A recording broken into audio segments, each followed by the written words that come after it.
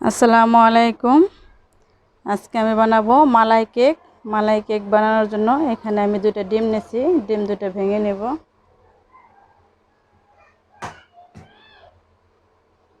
আপনারা কম বেশি করে বানালে ডিমও কম বেশি করে নিতে পারেন। আর মালাই কেকটা কিন্তু আমি ভাপে বানাবো আজকে।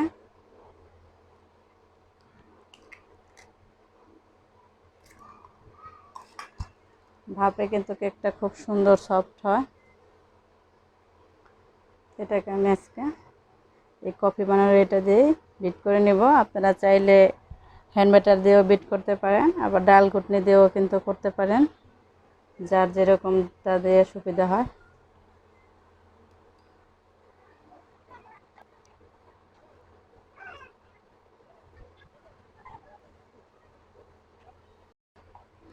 এখানে কিন্তু আমি ডাল ঘুটনি দিয়ে করতেছি, ওইটা দিয়ে ভালো হয় না, ডাল ঘুটনি দিয়ে ভালো হয় বেশি। শুধু ডাল ঘুটনি এভাবে বসে হাত দিয়ে এরকম করবেন, খুব সুন্দরভাবে একদম ফর্ম ফর্ম হয়ে যাবে। এই পর্যায়ে এখানে আমি দিয়ে দেবো চিনি। চিনিটা আমি একবারে দিয়ে দিচ্ছি। চিনিটা যতক্ষণ না গলবে ততক্ষণ আমি এরকম করতেই থাকবো।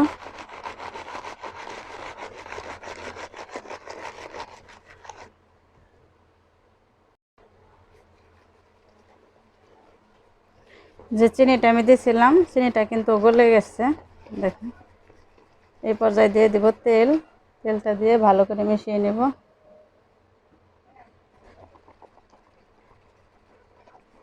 ডাল ঘুটনি দিয়ে কিন্তু খুব সুন্দরভাবে মেশানো যায়।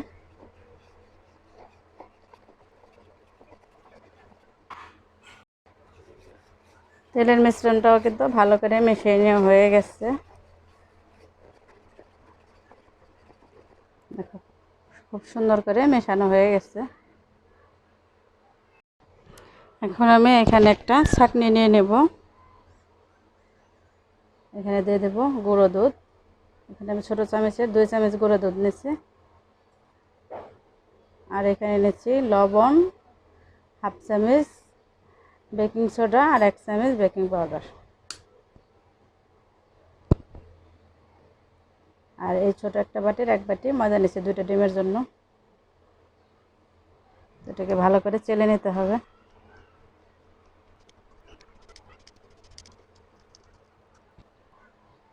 এখন আমি আস্তে আস্তে মিশিয়ে নেব।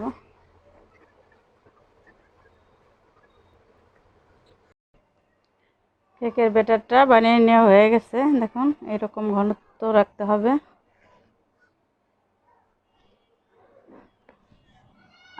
আর এরকম একটা বাটি নিচ্ছি আমি, এই বাটিতে আজকে কেকটা আমি বানাবো। তো বাটিতে একটু তেল দিয়ে নেব। তেলটাকে হাত দিয়ে চারপাশ দিয়ে একটু মিশিয়ে দেব।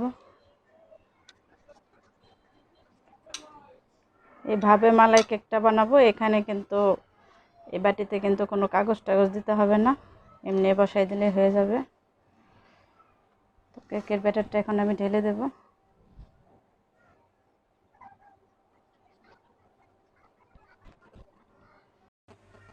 কেকটা ভাপে দেওয়ার জন্য এখানে আমি আগে থেকেই পানিটা বসিয়ে রাখছিলাম। পানিটা গরম হয়ে গেছে, এখন কেকটা বসিয়ে দেব।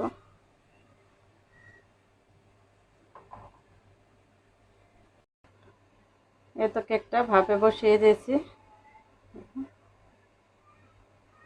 20 থেকে 30 মিনিট পর আপনাদের আমি দেখাবো কেমন হয়েছে। মালাই কেক বানানোর জন্য এখানে এখন আমি মালাইটা বানিয়ে নেব। এখানে নিয়ে নিচ্ছি আগে থেকে জাল করে রাখা দুধ। আর এখানে কিন্তু কোনো চিনি ব্যবহার করব না আমি। এখানে দিয়ে দেব কনডেন্স মিল্ক।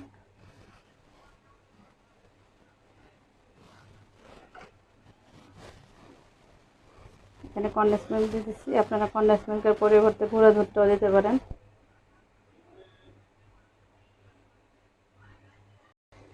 মালাই কেকের জন্য এখানে মালাইটা জাল করে নেওয়া হয়ে গেছে।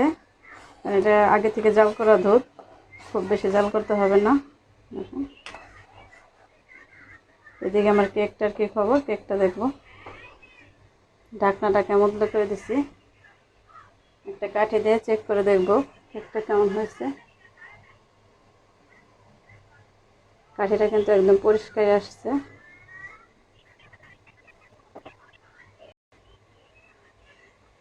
এখন একদম পরিষ্কার আসছে কাঠিটা, তার মানে হয়ে গেছে। আমার 30 মিনিট কিন্তু লাগে নাই, আগেই হয়ে গেছে কেকটা। তো এখন আমি চুলা থেকে কেকটা নামিয়ে নেব। কেকটাকে কিন্তু চুলা থেকে নামিয়ে নিচ্ছি, আর এরকম একটা কাঠি দিয়ে আমি এরকম একটু ছিদ্র ছিদ্র করে দেব, যাতে মালাইটা দিলে ভিতর পর্যন্ত ঢুকে যায় রসটা।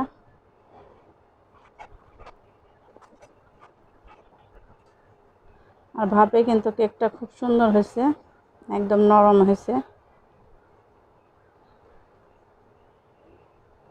আমি মালাইটা দিয়ে দেব, আর মালাইটা কিন্তু গরম গরম অবস্থায় দিতে হবে, তাহলে ভালো হবে বেশি।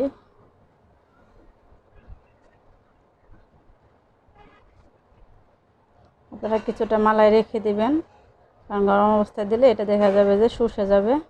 পরে আবার একটু দিয়ে দিবেন, তাহলে কিন্তু ভালো হবে বেশি। এটা মালাইটা দিয়ে নিচ্ছি। এখন এখানে আমি কিছু কাজু বাদাম, কাঠবাদাম, কিশমিশ নিচ্ছি, এগুলো দিয়ে দেব।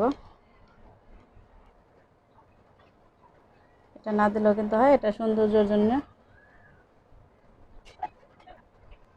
এখানে আমি আর একটু চেরি ফলও দিয়ে দেব।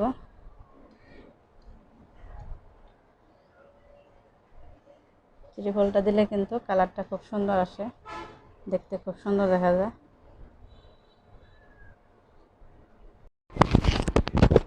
এই তো কেকটা ডেকোরেশন করা হয়ে গেছে, দেখুন মালাই কেক। এভাবে আমি কিছুক্ষণ রেখে দেব। কেকটা ঠান্ডা হলে তারপরে আপনাদের আমি কেটে দেখাবো মালাই কেকটা কেমন হয়েছে, কতটা সফট হয়েছে। আর কেকটা কিন্তু খেতে খুবই মজার।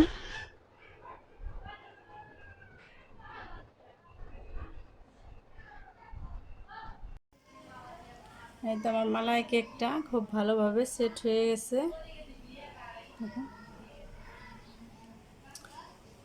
এখন আমি এটাকে পিস পিস করে কেটে নেব। আপনারা আপনাদের সুবিধা মতো পিস করে কাটতে পারেন।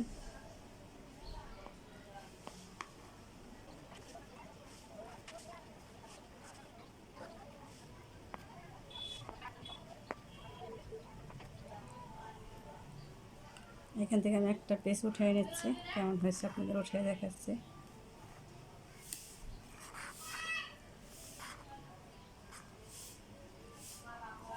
দেখুন একদম কিন্তু সুন্দরভাবে উঠে আসছে।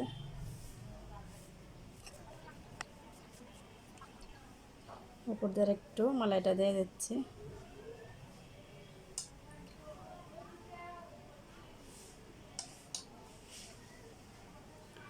আপনাদের কেটে দেখাচ্ছি কেকটা কেমন হয়েছে। দেখুন একদম কিন্তু সফট, নরম তুলতুলে, মুখে দিলেই কিন্তু মিলিয়ে যাবে কেকটা।